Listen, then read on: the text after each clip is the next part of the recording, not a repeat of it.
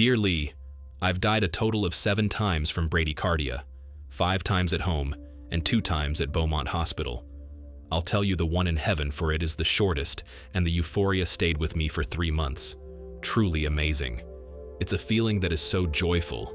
You don't want to go back. My first time with cancer, I had 7 tumors in my throat with Hashimoto's condition. From ages 18 to 20 years old, I spent much of my time at Beaumont Hospital. In fact, both of my cancers were at Beaumont Hospital in Royal Oak, Michigan. All the biopsies showed no cancer.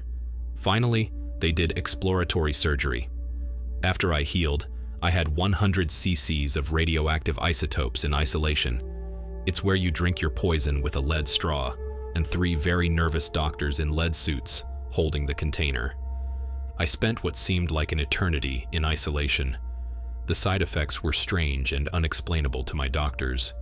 Dirty-looking rings around my neck, wrist, elbows, ankles, and shins for a decade. Pigment damage to my eyes, and fluorescent grayish skin, and choking. Radioactive. When I got out, I couldn't be near small children, pregnant women, or the elderly. One by one, my teeth began to rot. However, because I can easily lose my jaw to infection, no dentist wanted to work on me. And because I had cancer, meant I had no health insurance. I worked and put myself through college. Halfway through, I discovered that I couldn't work in government, get health care, or have a job beyond menial labor because of my medical history. I wanted to be a diplomat. Extreme poverty was virtually guaranteed. I was also supposed to be sterile, but God has a sense of humor.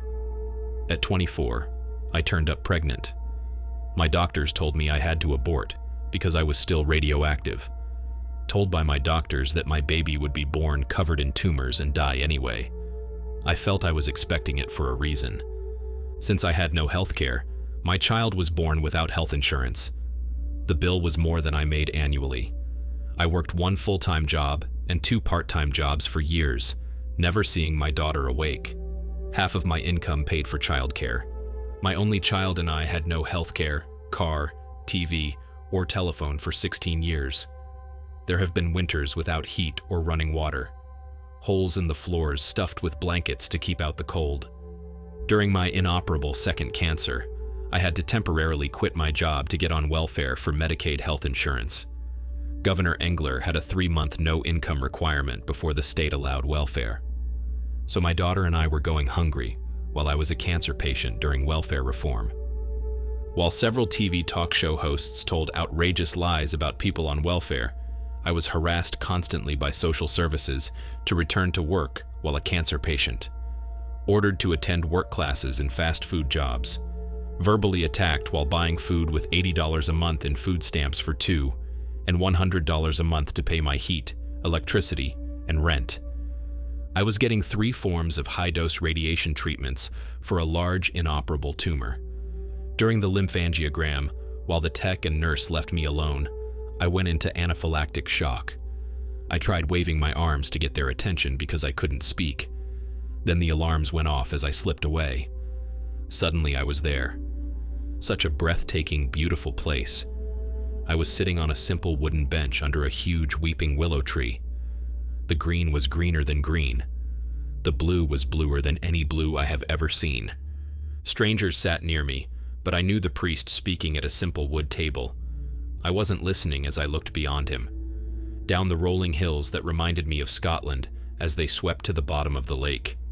Forest climbed up on the other side to snow-capped mountains. I wanted to swim in the lake. I wondered if I'd see George, Henry, Paul, Goldie, my daughter's fish. A voice behind me told me that I had to return, but before I could object, I was back. No time to prepare my case. I was back to the burning bright lights, the noise of doctors and nurses working on me, the pain and labor-intense breathing. This time, they weren't going to let me go. After I was in cardiac care for a week, I returned home. My neighbor met me at the mailbox. She told me that she'd never known I had cancer because I was just glowing. I laughed hysterically. She looked at me as if I had lost my mind completely. It was the funniest thing I had ever heard, yet she had no idea why I was so giddy. In time, That remarkable feeling of being alive stayed with me only briefly. Speaking my mind and not taking any guff from anyone was amazing. In time, the reality of living began to creep in. So did all the grinding idiosyncrasies that held me back. It began to slip away as the burden of life took hold. The harshness and insults returned. So did all my fears. Life came to a halt. My little bit of heaven began to fade. But I began to see spirits walking next to people. I had an overwhelming urge to tell the person who thought he or she walked alone. But I'd argue and rationalize to myself how crazy that sounded. You really don't walk alone. That does it for the first experience. Moving along to our second experience. Hello, Lee.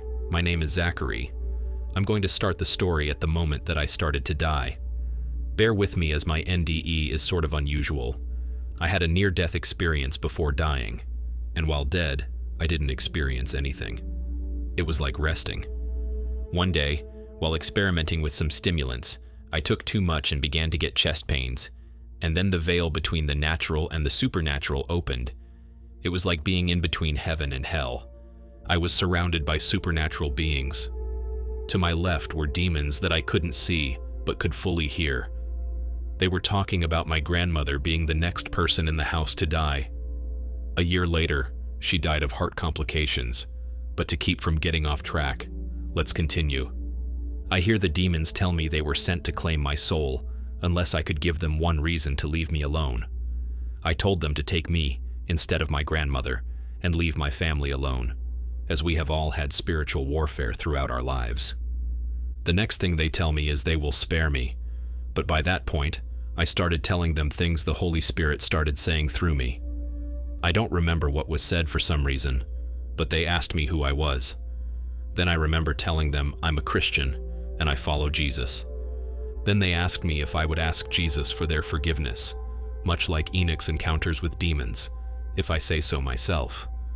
I thought this was quite odd, but I agreed to ask Jesus for their forgiveness because they said they were tricked by Lucifer and didn't know they wouldn't be able to return to heaven when they followed him. After agreeing to ask Jesus to forgive them, one screamed, "Yay, we're going back to the City of Lights." I looked to my right, and a silhouette of Jesus appeared with blue eyes and a countenance of lightning, as if his body was pure light. I asked him, "Are you?" He said, "I am." I tried to ask him for the demon's forgiveness, but it was like I couldn't say anything. I think it's because in God's sight, demons aren't worth talking about. I began questioning him more and more. I asked him what the keys to heaven are, and he said that I knew them, and he asked me to recite them to him. All of a sudden, I started saying love, truth, and faith. Then I asked Jesus, "What is the proper way to worship you?" He said, "Trust me." I asked him about my uncle who is not a believer. How do I save him? Jesus reminded me how we can't save anyone, but they have to want to be saved. He said, all he has to do is come to me, and I will accept him. I really loved how Jesus gave me such simple answers. Now, nearing the end of the experience, Jesus points to his left at a tall, dark figure and tells me that this is the angel of death. I put him at your feet. To me, this meant I was meant to die, but Jesus spared me. He then told me he was going to kill the old man who I used to be, but bring me back because he loved me. The experience ended with Jesus telling me he will come back for me one day, and he laid his hands on my chest, and I fell into a deep sleep or death of some sort. I woke up an hour later gasping for air. Thanks to Jesus, I am still here. I can't wait to meet him again. Thank you for listening to my story. That's it for today's experiences. Let me know what you thought in the comments below. Until next time, stay safe and continue to be blessed.